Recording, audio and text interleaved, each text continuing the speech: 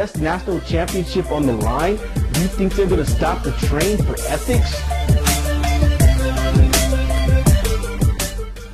Yes, this week on the OG Sports Show, we're going to do the right thing.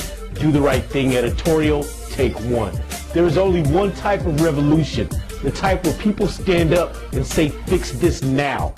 Then follow it up with action. Revolution is not a fashion design or an ad campaign or a bunch of iPods being bought or a boot and jean sale. A revolution is brewing.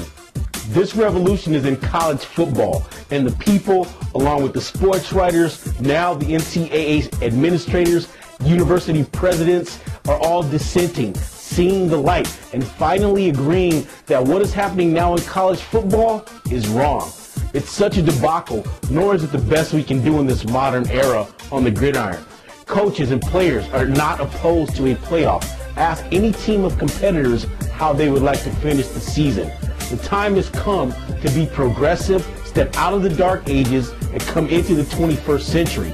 It's taken over 100 years, but we're getting there. People just don't like change. Michael Adams, the chairman of the NCAA Executive Committee, even cites the current system as undercutting the sportsmanship and integrity of the game. Adams proposed a new system. The Division I Board of Directors can change all of this. The BCS also has a choice to play and do the right thing, or they can go the other way. This is where the fear of change comes in, along with the lack of creativity. These guys don't want to think any more than they have to. New creative solutions are muffled with the status quo. For example, one can see 12 teams and utilize 6 BCS titles. That's smarter than having a 4-week break between games. Who says the first round has to be one weekend? The NCAA already plays on Thursday, Friday, and Saturday. They're doing it anyway. College games are played on Thursday, Friday, and Saturday already. Making college football teams sit through the holidays and practice for 5 and 6 weeks before playing the most important game of the season is not intelligent. We can scratch that 4-week break teams have between bowl games and play some college football. Better to argue over what bowl gets what round than to rip off the college football player in the end. College football politicians have nothing to fear. We're Americans. We'll watch football without gimmicks. No need for tricks with us. We love our football. We're watching the game regardless. There will be no interrupting of the ratings. The more we evolve as a society, the wiser we get. And looking at this BCS stranglehold on all of college football, it looks so unethical coming from educational institutions. This type of behavior would be expected among advertisers, but the BCS adds an interesting twist as to why we're at this point. In 1997, college football was on the cusp of a playoff. This was the last time a playoff actually had a real shot. Networks swooped in, embedding their groups into the aesthetic of college football. Prior to this, the AP picked the number 1 and 2 teams, which paired up only 8 times in 56 seasons for a national title. The Bowl Alliance formed into the BCS in 1998, with ABC obtaining all the rights to the original BCS system.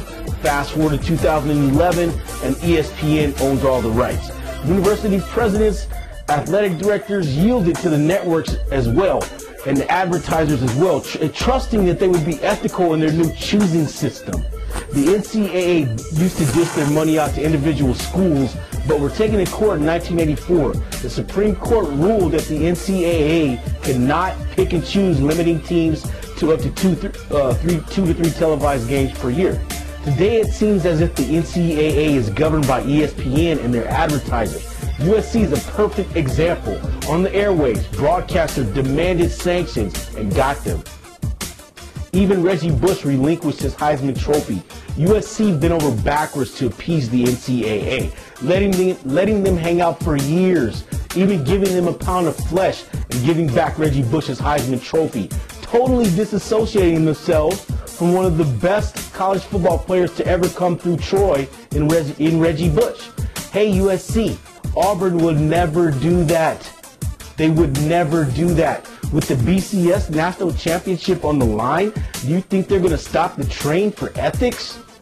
The NCAA is a mess, and I'm sure Congress will be meddling, as well they should, only after this last big score.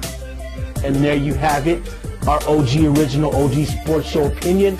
Editorial, only for the OGs, only on the OG Sports Show. Holla.